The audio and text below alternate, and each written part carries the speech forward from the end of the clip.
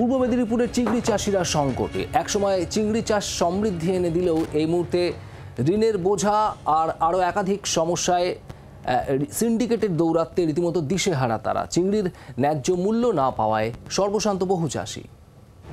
বাগদা গলদা থেকে ভেনামি পূর্ব মেদিনীপুরের বিস্তীর্ণ এলাকায় চিংড়ি চাষ হয়। অনেকেই প্রথাগত চাষের বদলে বেছে নিয়েছেন চিংড়ি চাষ। একটা সময় লাভের মুখও দেখেছিলেন, কিন্তু বর্তমানে গভীর সংকটের মুখে এই চিংড়ি চাষ। মাছ চাষিদের দাবি প্রায় 60% চাষ বন্ধ। কর্মহীন হয়ে পড়েছেন 5 থেকে 6 লক্ষ মানুষ। কেন এই পরিস্থিতি? চাষিদের অভিযোগ, সিন্ডিকেট ও একচেটিয়া কারবারের দাপটে চিংড়ির উপযুক্ত দাম পাচ্ছেন না। বিক্রি করা চিংড়ির বিপুল অর্থ বকেয়া পড়ে রয়েছে। চিংড়ি ব্যবসায়ী ও রফতানিকারীরা পাওনা টাকা দিচ্ছেন না।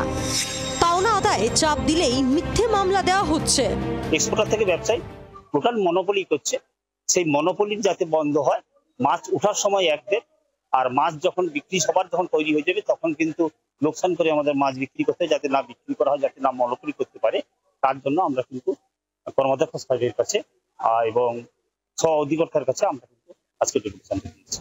ব্যবসায়ী চিন্তামণি মণ্ডল, কামদেব জানা সহ বেশ কয়েকজনের বিরুদ্ধে সিন্ডিকেট ব্যবসা চালানোর অভিযোগ তুলেছেন চিংড়ি চাষিরা। যদিও এই অভিযোগ অস্বীকার করেছেন চিন্তামণি মণ্ডল।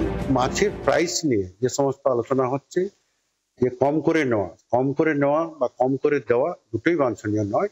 তার জন্য কেন্দ্রীয় সরকারের একটা ডিপার্টমেন্ট আছে, এমপিডব্লিউ একটা অফিস আছে, যারা এই মাছের রেট ইত্যাদি হানাতানা বিভিন্ন এক্সপোর্টের ক্ষেত্রে যারা সহযোগিতা করে, এবং ভারত সরকার এক্সপোর্টের ক্ষেত্রে ফার্মারদের উদ্দেশ্যে প্রচুর সাবসিডিও দেয়। সে ব্যাপারে আমরা চাষি বন্ধুদের অনেকে বলেছে, এবং আমাদের একটা অ্যাসোসিয়েশন আছে, ট্রেডার্স অ্যাসোসিয়েশন, তার সেক্রেটারি আমি, বহু আলোচিত হয়েছে এবং অনেকের টাকাও ফেরত আমরা মিটিং করে পাইয়ে দিয়েছি। অনেক চেক বাউন্স হয়েছে, আমরা কোর্টে যাওয়ার পরামর্শ দিয়েছি।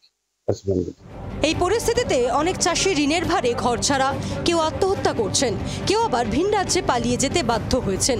পরিস্থিতি মোকাবিলায় জেলা মৎস্য দফতর ও জেলা পরিষদের মৎস্য কর্মাধ্যক্ষের কাছে স্মারকলিপিও জমা দিয়েছে চিংড়ি চাষিদের সংগঠন aqua farmers and fisherman welfare trust. কি করে এই কোঅর্ডিনেশন একটা বাড়ানো যায়, যারা এক্সপোর্টারদের সঙ্গে বিজনেস পার্সন, যারা টেকনিশিয়ান এবং আমাদের মৎস্য দপ্তরের যারা আধিকারিক, এদের মধ্যে যে একটা কোঅর্ডিনেশন তৈরি করা যায়, তাহলে কে কোন লেভেলে কোথাও কিছু এক্সপ্লয়েট হচ্ছে কিনা সেই জায়গাটা আমাদের আইডেন্টিফাই করতে হবে। চিংড়ি চাষিদের দাবি ক্ষতিগ্রস্ত চাষিদের মূল স্রোতে ফেরাতে হবে এবং ন্যায্য মূল্যের ব্যবস্থা করতে হবে। পূর্ব মেদিনীপুর থেকে কিরণ মান্নার রিপোর্ট, জি 24 ঘন্টা। বাংলার আওয়াজ, বাঙালির আবেগ, জি 24 ঘন্টা।